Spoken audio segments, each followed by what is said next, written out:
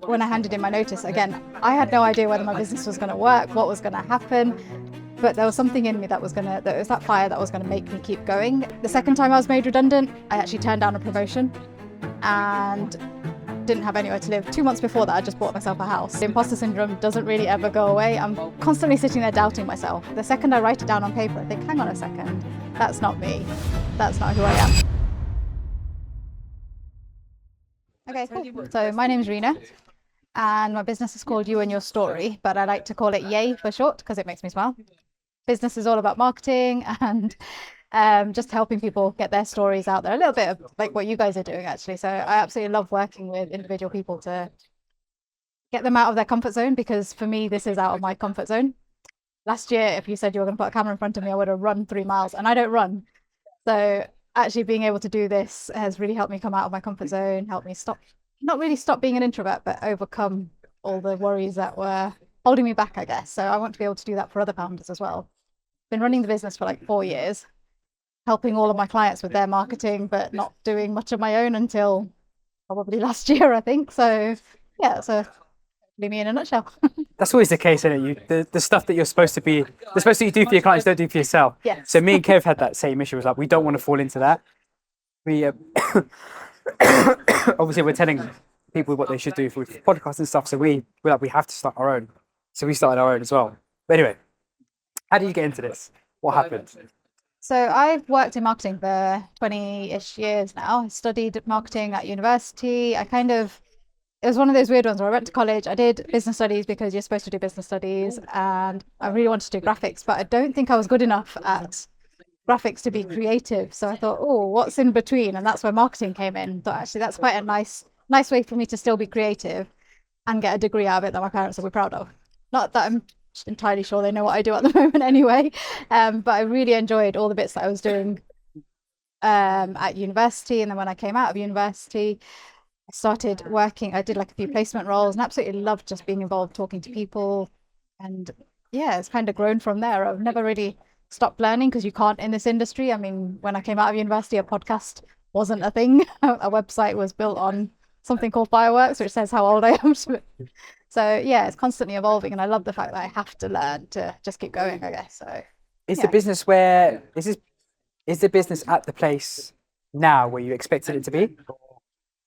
It is. I guess for me, it's kind of I'm at a good place now where actually I've got a nice income coming in, and people are starting to recognize me. And I never thought I would be there, in all honesty. I always thought I'd be the one behind the scenes, getting everything done, running around, hiding in the background. And now I'm putting myself in the spotlight because I've kind of got it from a lot of my clients. I go out and speak to them, and I'm telling them to be in front of the camera. I'm telling them they need to do this. And then you get the whole, well, you're not taking your own advice. So I feel like I am there now, but I would have liked to have been there a little bit earlier. I guess I didn't realize soon enough what I needed to do. And I was too focused on my clients rather than my business. But I guess that's the way business rolls, really. Too focused on your clients. That's not a bad thing. It's not at all. No. It's a good place to be. It really is, yeah. No, I'm enjoying it now. I'm being able to get myself out a little bit. And it's nice to be able to focus on my business and helping the people that I want to help rather than just taking on business for the sake of it, because that's not fun either. Yeah, no, I get it. So, what's the impact that you're hoping to have, I guess, on the world or with your clients through your business? So for me, I have always been an introvert. No one believes that anymore because I mean, I like people, but actually putting me in front of a group of people, putting me here in front of a camera scares the living daylights out of me. And I know there's loads more people like me in marketing or in business world that actually think they need to hide behind the scenes, and you don't really. For me, I've done a lot of work to help myself get out of my comfort zone, and I will probably go and cry in a corner later, but actually I'm here and I'm fine right now. So it's helping people with sort of the tactics that they need to get themselves to be comfortable, and I love doing that. I know how hard it is as well, so it's more of that I've been there. I know I can help you with it. And the people that I'm meeting are very similar to me. They've always been like quite structured. They know exactly what they need to get done, but then telling people about it is where they fall down. So I've got hopefully a good skill to allow people to get that communication out there and just be a little bit clearer in what they're saying as well. So that's kind of the impact I want to have. I obviously don't want to take over the world or anything, as great as that would be. I'd love to have yay all over the place. But for me, it's one step at a time, one client at a time, and just helping people go one step at a time, I guess. The young girl you once were, would she be proud of the woman you are today? She would be scared of the woman I am today. So knowing me back in school, my parents had a bit of a clear out when I moved out.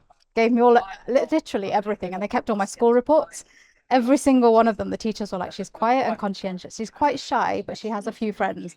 And that was consistent year on year. And now I'm in front of a camera. I came to a networking group meeting. I'm running my own business.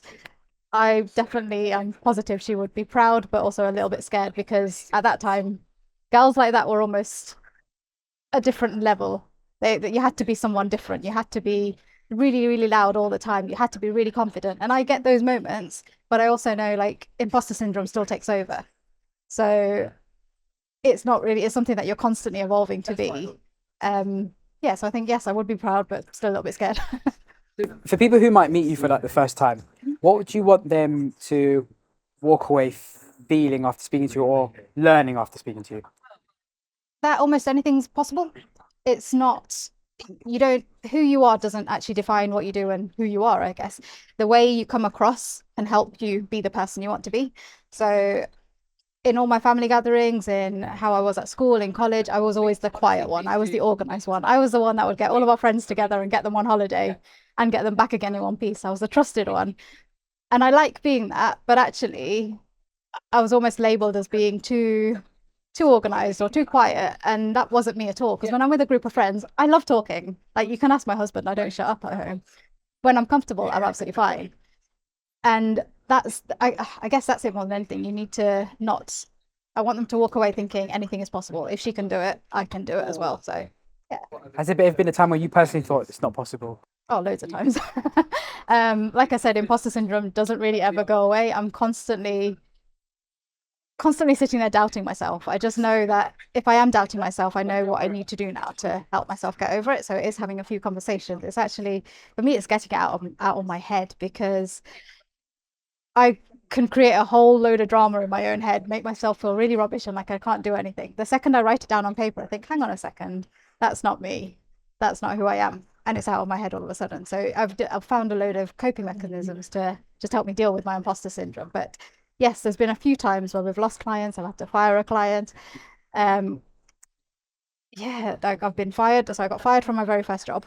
I've been made redundant twice, and then started my own business. We lost a client. I had to fire a few clients, and it was all of those moments make you think, am I in the right job? Am I doing the right thing? But I ultimately know I am, and hopefully I'm making a difference to the people that I'm working with on a one-to-one level. So What were some of the biggest like business challenges you've had to face, and how have you overcome them? So biggest challenges for me personally was actually doing pitches. I've never seen myself as a salesperson, and I still don't see myself as a salesperson. I see myself as a people person. So when I had to go into a big company and do a corporate pitch, that for me was like, I don't know what to do with myself, but I know for me, if I practice enough, I feel better. So yeah, it's just practicing for me, knowing that once I know it in my head, that's my process to know that I actually do know what I'm talking about and I can get over it. So the biggest challenges for me were pitching. I've learned that actually I'm not selling to people. I'm actually just talking to people. If business comes of it, great. If not, it's not meant to be. I'm not the person they're meant to work with. And that's worked for me quite well in the past, because I've spoken to people. They've come back a few years later to actually want to work with me, because I know I'm not salesy. I'll do the right thing for the client as well. So yeah. So being in this business environment, do you feel like people overlook the power of connection over just getting sale? Sometimes, yes. And I've actually spoken to a few people just this week who, in the nicest way possible, have been a little screwed over by their agency. So the agency promised them a whole load of, they're going to get this website, we're going to do this, and we're going to do that. And now they're stuck with a landing page with no content, because they were so focused on getting the sale, they didn't realize that the client didn't know she had to provide the content. So now there's a giant communication gap where they're not talking to each other. She feels like she's been let down by all marketing agencies and badging everyone the same. So when I spoke to her, she was so defensive. It's like, I'm not here to screw you over. I want to try and get your website back for you, or at least make sure you own it. So Yeah, sorry, I've forgotten what the question was. I've just waffled on. Was that, No, was that carry on. okay? It's good. Yeah. Yeah, so it's more of like just making people feel like not everybody is the same. Mm, And you find the right agency that you want to work with. And there's so many people out there in the same space. There's definitely someone that wants to work with you and is the right fit for you as well. yeah, of course. Is that okay? Good. No, good. Um, what does success mean to you? And has your view of success changed over the time of growing a business? Really. So when I started the business just 4.5-ish years ago, I just wanted to help people. And I was doing that before I started the business anyway. So one of my friends set up a business throughout lockdown and she was setting up, she didn't really know where to start. So I helped her with a business name. I helped her create a logo. We ended up building the website for her. I was helping her with her documents, put processes in place. I thought, okay, maybe I do know what I'm talking about, which is why I ended up taking the plunge to actually setting up my own business. So that for me was, I've helped her set up her own business. She is now happy. She's got the freedom to do what she wants. And that's what I want to be able to do more of. So success for me has always been just helping, even if it's just one person, and having a bit of an impact. And I'm doing a lot more of that at the moment, which is nice. It's really odd, but I don't always hear about it either. Not directly. I hear about it from other people, which is interesting, and that's quite nice. It's slowly coming back to me. I think I was at a family wedding once, and somebody said, "Oh, I watched one of your videos. It was really powerful. I didn't even know you followed me." So yeah, I don't think it has changed really. Good. And uh, if you're on a stage in front of an audience, 10,000 people, 2 minutes, what bit of advice would you give them? Don't give up. It's it's one of those moments you can have like, yeah, just don't give up. I've always wanted to run my own agency, but you kind of follow the route of you've got to go to university, you've got to get a good job, you should get married, you should have kids, you should do all that. And that's kind of a route that's been planned out from my parents. But for me, it was actually, I want to take a bit of a plunge. So the second time I was made redundant, I actually turned down a promotion and didn't have anywhere to live. 2 months before that, I just bought myself a house. So I wasn't entirely sure what I was going to do with myself. Obviously, did not tell my parents that. Yep, definitely not. Yeah. And then when I handed in my notice again, I had no idea whether my business was going to work, what was going to happen, but there was something in me that was that fire that was going to make me keep going, and it did. I had good people around me, I had good friends around me, made great partnerships with Design Facility as well, great company that actually pushed me to just jump, I guess, and I'm so glad they did because it's the best decision I ever made. And looking back now, if I'd listened to the sensible voice in my head that just says, no, keep the job, keep going, you're fine, you've got an income coming in, don't worry, I don't think I would be where I am now, and I probably regret that quite a bit. So don't give up on whatever you want to do. There's a place for it in the world, and keep going. Love that. Thank you so much. Just Of interest time, is there anything that I haven't asked you that you'd like me to ask, or is there anything you want to mention that you haven't? I don't think so. I feel like I've talked a lot. I don't know. Actually, is there anything else I should? Could talk forever. The thing is, it's such a short space, well. it's such a short time. Like we used to do interviews that last like hours. We're like, how are we going to do this in 15 minutes? Like it's impossible. So. Oh yeah, so I do have a podcast as well. It's Okay. a hidden podcast at the moment. I don't want to be on camera. But it's called The Marketing Ninja Unleashed. Now the name came from when I used to work for an estate agency. I was their marketing manager. And one of the guys in the team, he'd watch what I was doing in a meeting, or in a few meetings, and he's like, "Did you know you're like a ninja? You sit there quietly, listening to what everyone has to say, and then right at the end, you'll come in with like the best piece of advice or the best way forward."